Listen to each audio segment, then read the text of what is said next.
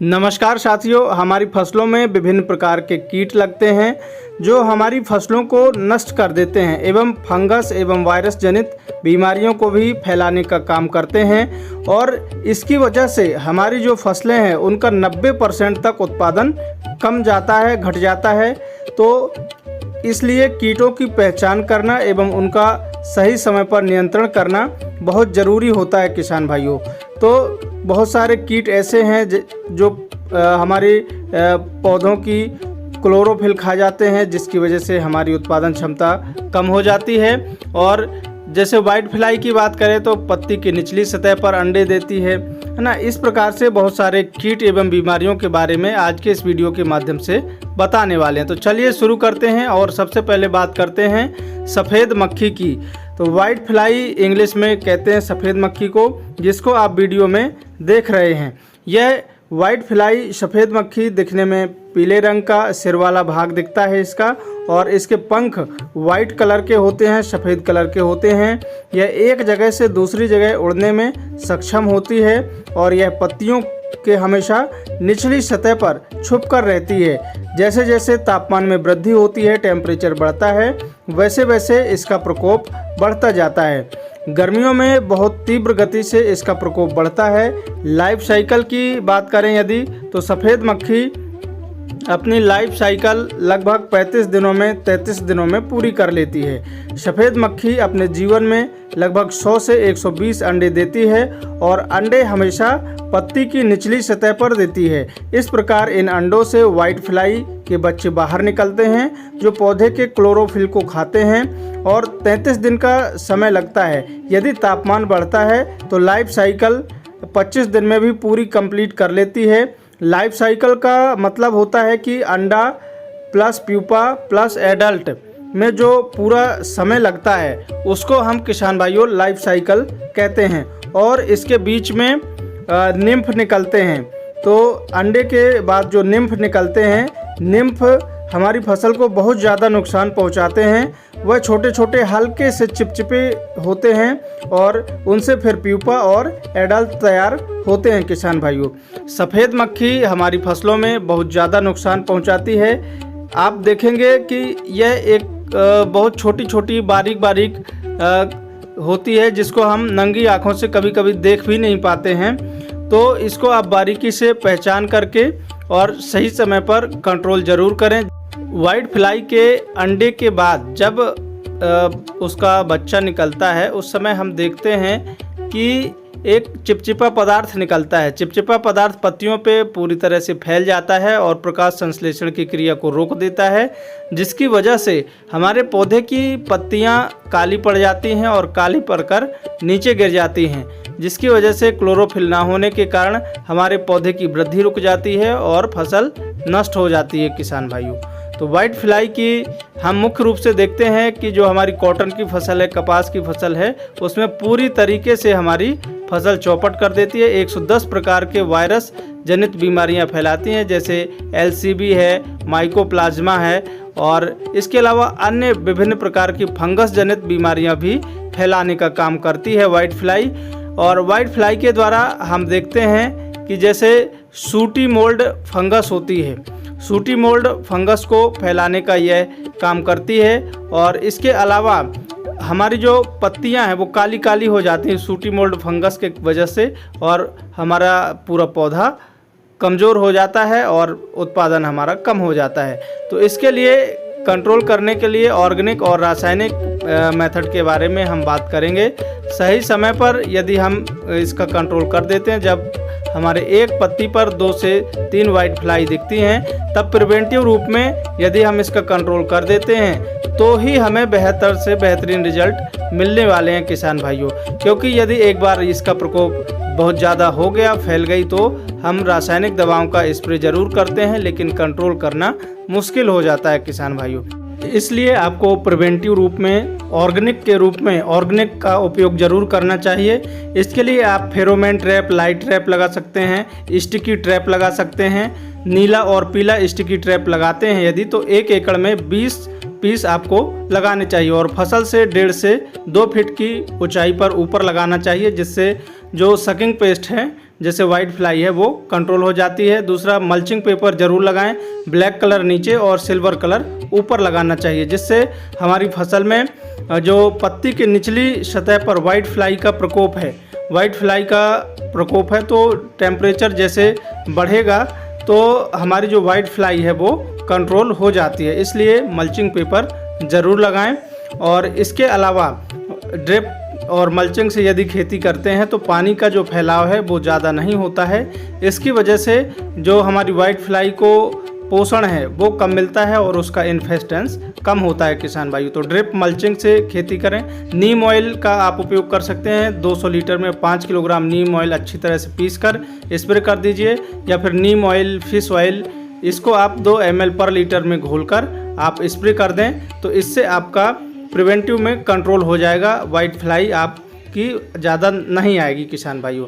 इसके बाद रासायनिक दवाओं की बात करें तो यदि आप रासायनिक का उपयोग करना चाहते हैं तो प्रिवेंटिव में आप इन दवाओं का उपयोग कर सकते हैं, जैसे सिंजेंटा की एक्तारा 0.5 ग्राम और कृषि रसायन की इक्का 0.5 से 0.7 ग्राम और प्रोफेक्स सुपर 2 ml प्रति लीटर की दर से, कॉन्फिडर सुपर 0.5 से 0.7 ml, इनमें से किसी एक का आप स्प्रे प्रिवेंटिव रूप में कर सकते हैं। और यदि वाइट फ्लाई का अटैक ज़्यादा है, प्रकोप बढ़ चुका है, तो उसके लिए फिर हमें इन में से किसी एक दवा का उपयोग करना पड़ेगा किसान भाइयों, जिससे हमारी वाइट फ्लाई कंट्रोल हो जाए। तो यदि वाइट फ्लाई का अटैक आ गया है तो फिर लैनो आप डाल सकते हैं। और इसके अलावा BASF की सेफीना 2 से 3 ml डाल सकते हैं, GSF की SLR 525 इंसेक्टिसाइड 2 ml और पेगासस की सिंजेंटा 2 से 3 ग्राम, इनमें से किसी एक को आपको स्प्रे कर देना है यदि वाइट फ्लाई का अटैक आ गया है उसके बाद किसान भाइयों। तो इससे हम वाइट फ्लाई को कंट्रोल आसानी से कर सकते हैं। और वाइट फ्लाई के अलावा जो हम देखते हैं कौन कौन सी फसलों में इसका अटैक ज़्यादा देखने को मिलता है, तो कपास, पपीता, भिंडी, खीरा, सोयाबीन, मिर्च, आलू, मूंग और बैंगन, शिमला, और इसके अलावा सेम, तरबूज, करेला, गिलकी और बरबटी के साथ साथ अन्य फसलों में भी इसका जो अटैक है वो देखने को मिलता है किसान भाइयों। और तो इसके अलावा कुछ फंगस भी ये फैलाती है वाइट फ्लाई। तो यदि आपकी फसल में फंगस वाइट फ्लाई ने फैलाया हुआ है तो फंगस को आप कंट्रोल करने के लिए बावेरिया बेसियाना को आप ले सकते हैं। इसको 3 से 5 ग्राम प्रति लीटर में घोलकर और फिर आप स्प्रे कर दीजिए। इससे आपकी जो फंगस है वो कंट्रोल हो जाती है किसान भाइयों। तो इस तरीके से आप वाइट फ्लाई को कंट्रोल कर सकते हैं। दूसरा प्रमुख जो कीट है फसलों में हैवी इन्फेस्टेंस पहुंचाता है वह है थ्रिप्स। यह एक रस चूसक कीट है। सबसे पहले बात करते हैं इसकी पहचान, आइडेंटिफिकेशन के बारे में। यह पत्तियों की निचली सतह में दोनों पत्तियों के बीचों बीच में रहकर यह रस चूसने का काम करता है और यह वायरस को फैलाता है। वायरस का वाहक होता है, वेक्टर होता है। थ्रिप्स विभिन्न प्रकार की होती है, जैसे पीला थ्रिप्स और काला थ्रिप्स। इसके अलावा यह पारदर्शी एकदम छोटे छोटे माइन्यूट से 6 पैरों वाले थ्रिप्स, काले, पीले, सफ़ेद, लाल और ब्लैक थ्रिप्स जो आप वीडियो में देख रहे होंगे किसान भाइयों। लाइफ साइकिल की बात करें यदि, तो थ्रिप्स की जो लाइफ साइकिल है वो 25 से 30 दिन में अपनी लाइफ साइकिल कंप्लीट कर लेती है और 0 से 10 दिन में अंडे, 7 से 14 दिन में लार्वा और 2 से 5 दिनों में प्यूपा तैयार हो जाते हैं। वहीं वयस्क की बात करें तो 2 से 30 दिन में एडल्ट तैयार हो जाता है। लगभग 25 से 30 दिन में अपनी पूरी लाइफ साइकिल कंप्लीट कर लेते हैं। थ्रिप्स के एडल्ट और निम्फ सबसे ज़्यादा नुकसान पहुंचाते हैं और एक पत्ती पर मादा थ्रिप्स लगभग 100 से लेकर 250 अंडे एक बार में देती है। इसका प्रकोप मुख्य रूप से कोमल पत्तियों पर, फूलों पर और नई पत्तियों पर और पत्तियों की निचली सतह पर सबसे अधिक इसका प्रकोप इन्फेस्टेंस देखने को मिलता है। और यदि फसलों की बात करें तो यह प्रमुख रूप से जो हमारी फसलें हैं प्याज, मिर्च, टमाटर, शिमला मिर्च, लहसुन, खीरा, कपास और अन्य सब्जी वर्गीय फसलों में इसका प्रकोप ज़्यादा देखने को मिलता है किसान भाइयों। बात करते हैं थ्रिप्स के कंट्रोल की रोकथाम के ऊपर। तो जैविक रूप में आपको बावेरिया बेसियाना 3 से 5 ग्राम प्रति लीटर की दर से देना है, या फिर आप नीला ट्रैप 20 पीस प्रति एकड़ की दर से लगा सकते हैं, और बायोफंगस 3 से 5 ग्राम प्रति लीटर की दर से आप स्प्रे कर सकते हैं किसान भाइयों। इसके अलावा रासायनिक में आप ड्रेंचिंग कर सकते हैं। इमीडाक्लोप्रिड कॉन्फीडर आती है 300 ml प्रति एकड़ की दर से आप स्प्रे कर सकते हैं, ड्रेंचिंग कर सकते हैं। इसके अलावा प्रिवेंटिव में इनमें से किसी एक को आप स्प्रे कर सकते हैं। नीम ऑयल, यूपीएल की लैंसर गोल्ड और पीआई की कैफीन, इनमें से किसी एक का आप स्प्रे कर सकते हैं। यदि इन्फेस्टेंस बढ़ गया है, कंट्रोल नहीं हुआ है, तब उस कंडीशन में फिर आपको जो हम आपको केमिकल बताने वाले हैं इनका आप किसी एक का स्प्रे कर सकते हैं किसान भाइयों। तो इसके लिए आप बायर की मोमेंटो एनर्जी 2 ml, या फिर घरडा की पुलिस, या फिर आप डाउ एग्रीशंस की डेलीगेट, इनमें से किसी एक इंसेक्टिसाइड का आप स्प्रे कर सकते हैं। यदि आप इनका स्प्रे कर देते हैं समय रहते, तो आपका जो थ्रिप्स का कंट्रोल है वो हो जाता है।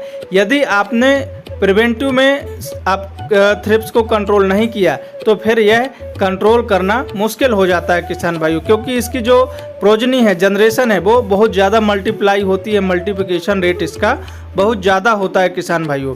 इसलिए आपको समय रहते थ्रिप्स का कंट्रोल करना बहुत ज़रूरी है।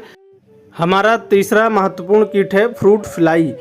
इसकी पहचान कैसे करेंगे? तो पहचान के लिए गोल्डन चमकदार भूरे रंग के पारदर्शी पंख होते हैं इसके, जो कि लाल भूरे रंग के होते हैं, जैसा आप वीडियो में देख रहे हैं। और फल मक्खी फलों के रस को चूसकर उनको कमज़ोर कर देती है, जिससे फलों में फंगस लगने के कारण सड़न पैदा हो जाती है और फलों की क्वालिटी 90% तक फल मक्खी प्रभावित करती है। फलों में दाग धब्बे आ जाते हैं किसान भाइयों। और इसकी यदि हम लाइफ साइकिल की बात करें, तो इसकी लाइफ साइकिल में अंडा, लार्वा, प्यूपा और वयस्क 4 अवस्था में होती है।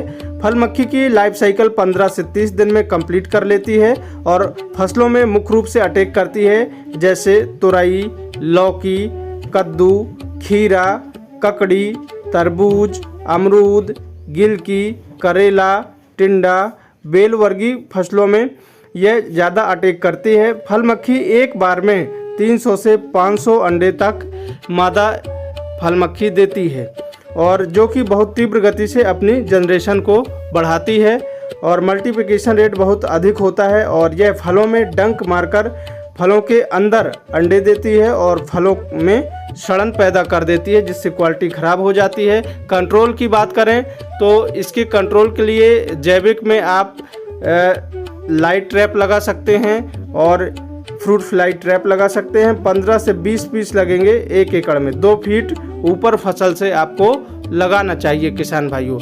और रासायनिक की बात करें तो रासायनिक में बायर की सोलेमन 0.5 ml, यूपीएल की लैंसर गोल्ड और प्रोफेक्ट सुपर और बायर की डिसिस 2 ml, इनमें से किसी एक का आपको स्प्रे कर देना चाहिए। इससे आप फ्रूट फ्लाई को आसानी से कंट्रोल कर सकते हैं और अपनी फसलों को बचा सकते हैं। इसके बाद हमारा अगला जो महत्वपूर्ण कीट है वो है माइट। इसको हिंदी में मकड़ी और इंग्लिश में माइट कहते हैं। एग्रीकल्चर और हॉर्टिकल्चर क्रॉप्स में 2 ही प्रकार की माइट ज़्यादा नुकसान पहुंचाती है, एक येलो माइट और दूसरा रेड माइट। सबसे पहले इनकी पहचान के बारे में बात करते हैं, आइडेंटिफिकेशन के बारे में बात करते हैं। तो यह छोटे छोटे जीव होते हैं, इनके 8 पैर होते हैं और इनका रंग अलग अलग हो सकता है, लाल, नारंगी, भूरा, पीला। आपको जानकारी के लिए बता दें कि माइट का एक सूक्ष्म जीव है जो कि सेवफल की फसल में सबसे ज़्यादा देखा गया है और यूरोपियन रेड माइट्स का प्रकोप बहुत ज़्यादा देखा गया है फसलों पर। माइट्स पत्तियों की निचली सतह पर पत्तियों का क्लोरोफिल खाकर बेजान कर देती है पौधे को और फलों की क्वालिटी भी खराब कर देती है, जिसके कारण प्रकाश संश्लेषण की क्रिया तीव्र गति से नहीं हो पाती है और माइट्स अधिक नमी एवं 28 डिग्री सेल्सियस तापमान पर बहुत तीव्र गति से वृद्धि करते हैं। बात करते हैं लाइफ साइकिल की, तो इसके अंडे गोल एवं चमकीले होते हैं और 30 डिग्री सेल्सियस तापमान में 8 से 10 दिन में एवं 20 डिग्री सेल्सियस तापमान में 20 दिन में अपनी लाइफ साइकिल कंप्लीट कर लेते हैं। इनकी पूरी लाइफ साइकिल 3 से 6 दिन में अंडे और 4 से 9 दिन में लार्वा, 1 से 2 दिन में वयस्क एडल्ट तैयार हो जाते हैं। एक औसत मोटा मान लीजिए कि 15 से 20 दिन में यह अपनी लाइफ साइकिल पूरी कर लेती है। मादा मकड़ी नर मकड़ी की तुलना में थोड़ा बड़ी होती है। मादा मकड़ी अपने जीवन काल में 50 से लेकर 100 अंडे देती है किसान भाइयों। अब बात करते हैं मकड़ी की रोकथाम के बारे में। तो इसकी रोकथाम करना समय रहते बहुत ज़रूरी है, अन्यथा हमारी फसलों को पूरी की पूरी नष्ट कर देती है। तो इसकी रोकथाम के लिए बायर की ओबेरॉन 1 ml और इसके अलावा वीडियो में आप जो देख रहे हैं धानुका की ओमाइट 1 ml और HMO horticulture mineral oil 2 ml, इनमें से किसी एक को आप स्प्रे कर सकते हैं। इससे आप कंट्रोल कर लेंगे। और आपको इसका यदि हैवी इन्फेस्टेंस देखना है, हैवी जो प्रकोप वाली इसकी जो फसलें हैं उनके बारे में यदि हम बात करें तो मकड़ी का जिन फसलों में बहुत ज़्यादा तीव्र गति से अटैक देखा गया है उनमें हम जानते हैं कौन कौन सी वो फसलें हैं। तो जैसे टमाटर, सेवफल, भिंडी, बैंगन, खीरा, तुरई, कद्दू, मिर्च, लौकी, बीन्स, बरबटी और इसके अलावा अन्य हॉर्टिकल्चर क्रॉप्स में इसका प्रकोप ज़्यादा देखने को मिलता है किसान भाइयों। और इस तरीके से हम मकड़ी को पहचान कर उसको कंट्रोल समय रहते कर सकते हैं। हमारा अगला जो महत्वपूर्ण कीट है वो है एफिड्स। एफिड्स कुछ इस प्रकार से दिखता है जैसा आप वीडियो में देख रहे हैं। एफिड एक प्रकार का रस चूसक कीट होता है, सकिंग पेस्ट होता है जो क्लोरोफिल खाकर उपज को प्रभावित करता है। एफिड को हम अन्य नामों से जानते हैं जैसे मूला एवं माहू, भुनगी के नाम से भी जाना जाता है। एफिड का प्रकोप पत्तियों की निचली सतह पर देखा जाता है। एफिड के प्रकोप होने से फल एवं फूल बहुत ही कम लगते हैं, पैदावार काफ़ी कम हो जाती है। इसकी आइडेंटिफिकेशन पहचान के बारे में बात करें तो यह कुछ इस प्रकार से दिखता है। एफिड झुंड में रहकर ही पौधे में अटैक करते हैं। इसके 6 पैर होते हैं और लेडी बग मित्र कीट होता है जो एफिड को खाता है। एफिड पंखहीन होता है, उड़ नहीं सकते हैं और यह काले, हरे एवं भूरे रंग के होते हैं और इनकी लंबाई 3 mm तक हो सकती है किसान भाइयों। लाइफ साइकिल के ऊपर बात करें तो 32 दिनों में यह अपनी लाइफ साइकिल पूरी कर लेता है। और इससे प्रभावित फसलों के ऊपर यदि बात करें तो मुख्य रूप से इन फसलों को यह प्रभावित करता है जैसे सरसों, पत्ता गोभी, फूल गोभी, धनिया, मिर्च, टमाटर, कपास, गेहूं, खीरा, भिंडी, बरबटी में इसका प्रकोप ज़्यादा देखा जाता है। इसके अलावा अन्य फसलों जैसे तिल, प्याज, इनमें भी इसका प्रकोप ज़्यादा मिलता है किसान भाइयों। ये पत्तियों की निचली सतह में रहकर नुकसान पहुंचाते हैं। इसका जो निम्फ है वो ज़्यादा नुकसान पहुंचाता है। यह एक चिपचिपा पदार्थ छोड़ती है जिससे चींटियां इनको नहीं खाती हैं। चिपचिपा पदार्थ छोड़कर यह अपना प्रोटेक्शन स्वयं ही कर लेते हैं। इसका प्रकोप पत्तियों पर, फलों, फूलों और जड़ों पर, तनों पर देखने को मिलता है। इसमें सिस्टमैटिक कीटनाशक दवा ही काम करती है, इसके अलावा अन्य दवाई काम नहीं करती है। और इसके कंट्रोल के ऊपर यदि बात करें किसान भाइयों तो आप इसको कंट्रोल करने के लिए जैविक में पीला और नीला आप स्टिकी ट्रैप लगा सकते हैं।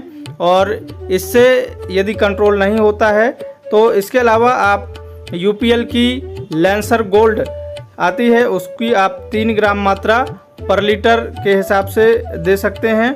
और इसके अलावा इमिडाक्लोरपेड कॉन्फिडर सुपर 0.5 ग्राम और सिंजेंटा की एकतारा, बायर की रीजेंट, इनमें से किसी एक को आप मिलाकर स्प्रे कर सकते हैं किसान भाइयों।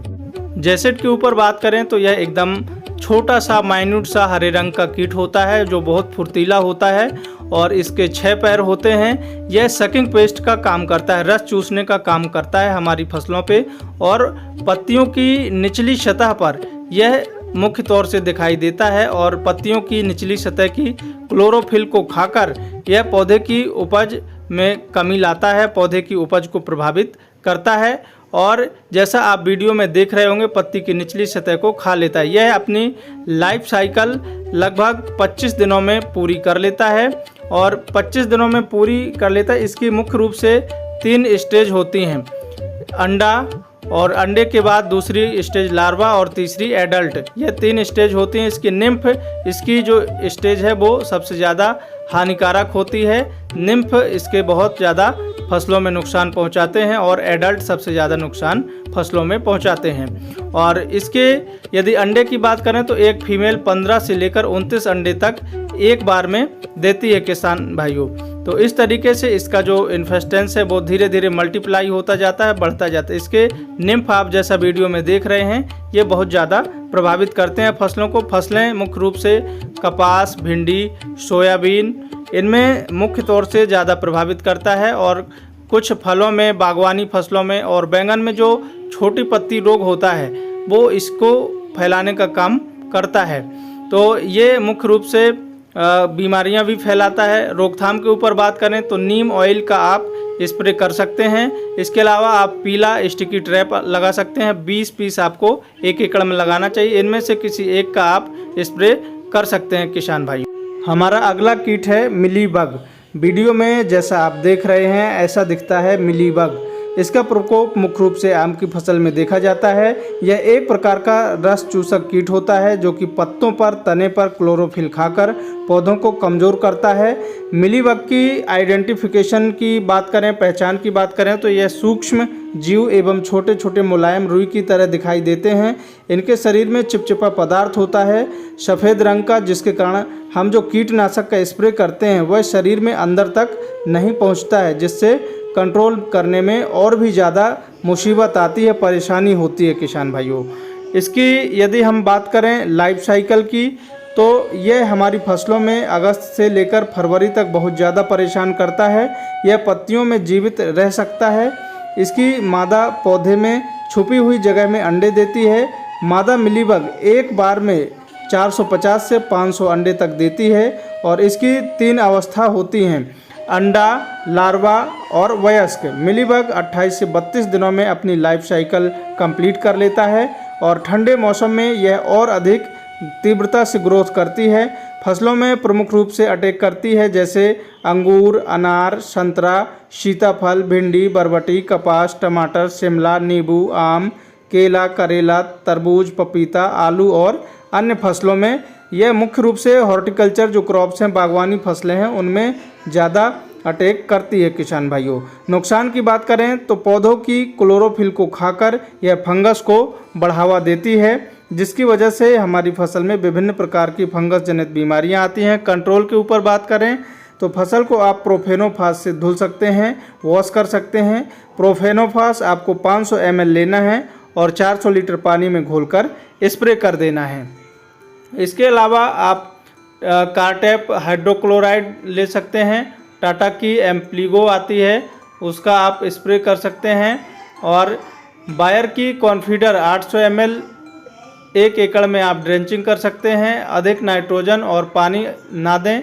और लेडीबग जो मित्र कीट है उसका यदि आप छोड़ देते हैं तो मैंगो मिलीबग को कंट्रोल कर सकता है। और पीआई की डिस्ट्रप्टर आप ले सकते हैं।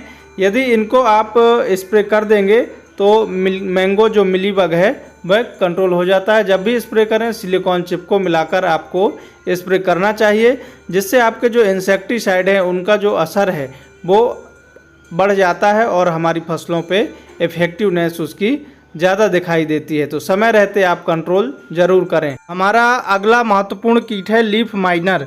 यह एक प्रकार का रस चूसक कीट होता है जो पत्तियों के अंदर जाकर क्लोरोफिल को खाता है, जिससे पत्तियों में सेल डिवीज़न की क्रिया रुक जाती है और प्रकाश संश्लेषण भी नहीं होता है, जिससे पैदावार में 70 से 80% तक कमी देखने को मिलती है। और टमाटर की फसल में तो पूरी की पूरी फसल को यह नष्ट करने की क्षमता रखता है किसान भाइयों।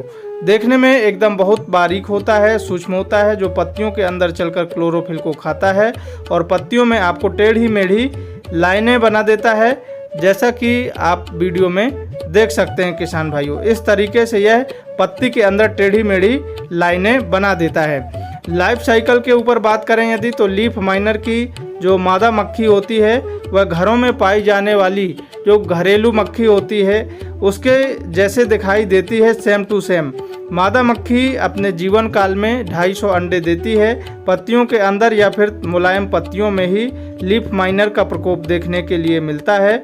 और टमाटर की फसल में तो नर्सरी अवस्था में ही लीफ माइनर का प्रकोप शुरू हो जाता है। मुलायम पत्तियों में इसका ज़्यादा प्रकोप होता है। इसकी 4 अवस्थाएं होती हैं: अंडा, लार्वा और निम्फ और वयस्क। 4 अवस्थाओं में यह अपनी पूरी लाइफ साइकिल पूरी करता है। इसके लार्वा और निम्फ और वयस्क काफ़ी ज़्यादा नुकसान पहुंचाते हैं। लार्वा पत्तियों की क्लोरोफिल को खाती है, फिर निम्फ और वयस्क कुछ इस प्रकार से इनकी लाइफ साइकिल चलती रहती है किसान भाइयों। और 25 से 28 दिन में यह अपनी एक लाइफ साइकिल पूरी कर लेती है। प्रमुख रूप से नुकसान पहुँचाती है हमारी फसलें हैं जैसे टमाटर, भिंडी, खीरा, करेला, बीन्स, तरबूज, खरबूज, पालक, पत्ता गोभी और हमारी अन्य सब्जियों वर्गीय फसलों में भी यह बहुत ज़्यादा नुकसान पहुंचाती है। रोकथाम की बात करें तो शुरुआती दिनों में आप एमेमेक्टिन बेंजोएट का स्प्रे कर सकते हैं। इसके अलावा सिंजेंटा कंपनी की बेलियम फ्लैक्सी आती है, इसकी ड्रेंचिंग कर सकते हैं, पीला ट्रैप लगा सकते हैं। और इसके अलावा जो आप वीडियो में देख रहे हैं इनमें से किसी एक का आप स्प्रे कर सकते हैं किसान भाइयों। इस तरह से आप लीफ माइनर को समय रहते कंट्रोल कर सकते हैं। यदि आपने समय रहते कंट्रोल नहीं किया तो टमाटर की फसल पूरी की पूरी इस कीट की वजह से नष्ट हो जाती है किसान भाइयों। हमारा जो अगला कीट है वो है कद्दू वर्गीय फसलों में बहुत नुकसान पहुंचाता है लाल कद्दू बीटल किसान भाइयों। जो आप वीडियो में देख रहे हैं इसको हम लाल कद्दू बीटल और अंग्रेजी में रेड पंपकिन बीटल के नाम से जानते हैं। यह बीटल बेल वर्गीय फसलों में बहुत ज़्यादा नुकसान पहुंचाता है, जैसे कद्दू, लौकी, खीरा, ककड़ी, भिंडी, बरबटी, बीन्स, गिलकी, तोरई, सेम, तरबूज, खरबूज, टिंडा इनमें ज़्यादा देखने को मिलता है।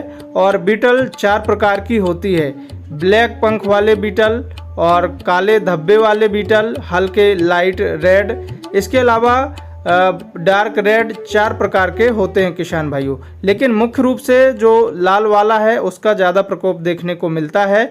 कुछ इस प्रकार का दिखता है, जो कि उड़ने में बहुत फुर्तीले होते हैं। यह 6 पैर वाले होते हैं जो कि पत्तियों के हरित लवक को इस प्रकार खाते हैं कि पत्तियां छलनी की तरह दिखाई देती हैं, जैसा कि आप वीडियो में देख सकते हैं किसान भाइयों।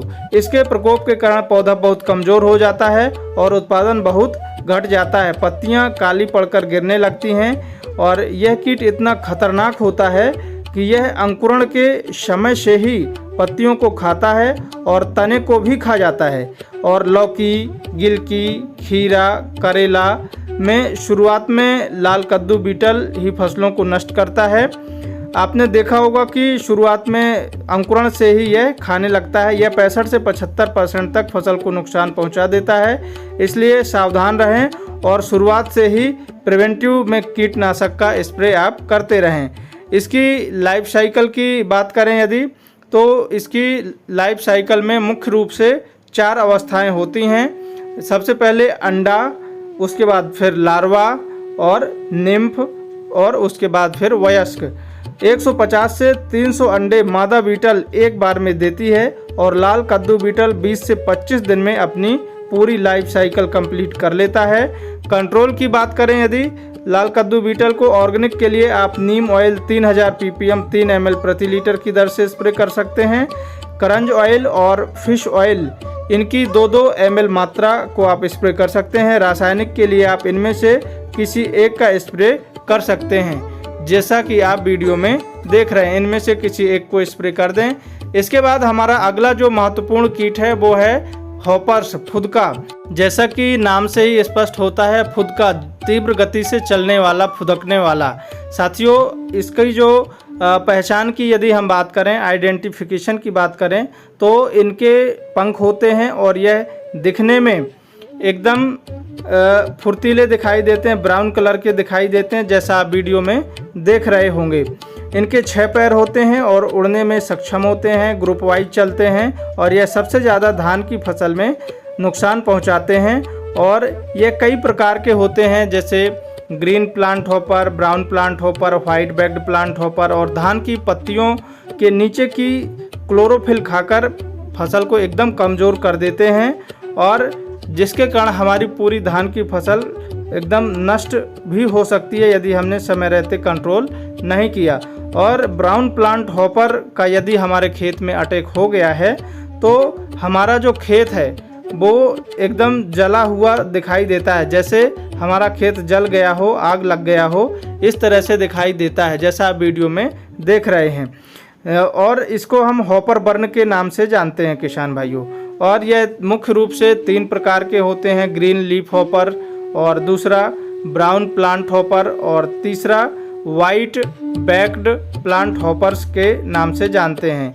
यह मुख्य रूप से 3 प्रकार के होते हैं। इनका यदि हल्का प्रकोप है हमारे धान की फसल में तो यह 10% तक नुकसान पहुंचाती है, और यदि भारी मात्रा में प्रकोप है तो 100% तक हमारी धान की फसल को नुकसान पहुंचाती है। धान की फसल में यदि हम अधिक नाइट्रोजन देते हैं या फिर फसल में पानी ज़्यादा दिनों तक भरा रहता है तो यह जड़ों से थोड़ा ऊपर, पानी से लगभग 2 इंच ऊपर इसका ग्रुप वाइज इतना प्रकोप होता है कि फसल को नीचे से ऊपर की ओर सुखा देता है किसान भाइयों। लाइफ साइकिल की बात करें तो ये तापमान और मौसम के अनुसार इसकी लाइफ साइकिल होती है। जैसे जून से अक्टूबर तक 18 से 24 दिन में अपनी लाइफ साइकिल पूरी कर लेती है, और नवंबर से जनवरी में 38 से लेकर 44 दिन में, और फरवरी से अप्रैल में 18 से लेकर 35 दिन में अपनी लाइफ साइकिल पूरी कर लेती है। और देखते हैं हम कि सितंबर के माह में धान की फसल में इसका ज़्यादा अटैक शुरू हो जाता है, और जब फसल हमारी 60 से 65 दिन की अवस्था में होती है तो यह अपनी चरम अवस्था में होता है। तीनों ही इसकी ज़्यादा खतरनाक स्टेज होती हैं। यदि हम इसकी लाइफ साइकिल की बात करें तो अंडे, निम्फ और वयस्क 3 स्टेज होती हैं, और 8 से 10 दिन में अंडे, 15 से 20 दिन में निम्फ, और 4 से 5 mm लंबे एडल्ट इसके होते हैं किसान भाइयों। वहीं यदि हम इसकी रोकथाम के ऊपर बात करें तो इसका जो प्रकोप है वो बासमती किस्मों में ज़्यादा देखने को मिलता है। नाइट्रोजन यदि आपने फसल में ज़्यादा दे दी तो उसकी वजह से, या लंबे समय तक खेत में पानी भरा रहता है तो उसकी वजह से भी इसका जो प्रकोप है वो हमारी धान की फसल में ज़्यादा देखने के लिए मिलता है किसान भाइयों। धान की फसल में ज़्यादा समय तक हमें पानी भरकर नहीं रखना चाहिए, और अधिक मात्रा में नाइट्रोजन का उपयोग नहीं करना चाहिए। दूसरा, यदि आप बासमती किस्मों को लगा रहे हैं तो उसकी प्रॉपर मॉनिटरिंग करें, और समय समय पर आप देखते रहें कि हमारी फसल में कीटों का प्रकोप तो नहीं हो रहा है। यदि हो रहा है तो आपको तुरंत ही प्रिवेंटिव रूप में अपने को इंसेक्टिसाइड का उपयोग करना चाहिए। जैविक इंसेक्टिसाइड का पहले उपयोग करें, उसके बाद फिर आप रासायनिक का उपयोग कर सकते हैं यदि कंट्रोल नहीं होते हैं तब। तो इनमें से किसी एक को आप स्प्रे कर सकते हैं और अपनी फसल को बचा सकते हैं किसान भाइयों। तो आज के वीडियो में हमने आपको कीटों की पहचान एवं उनकी रोकथाम के बारे में संपूर्ण जानकारी बताई किसान भाइयों। वीडियो यदि आपको पसंद आया हो तो वीडियो को लाइक कर दीजिए और चैनल को सब्सक्राइब कर लीजिए ऐसी ही इन्फॉर्मेटिव जानकारी पाने के लिए। मिलते हैं अगले वीडियो में, तब तक के लिए सभी किसान भाइयों को जय जवान, जय किसान, जय विज्ञान, जय श्री राम।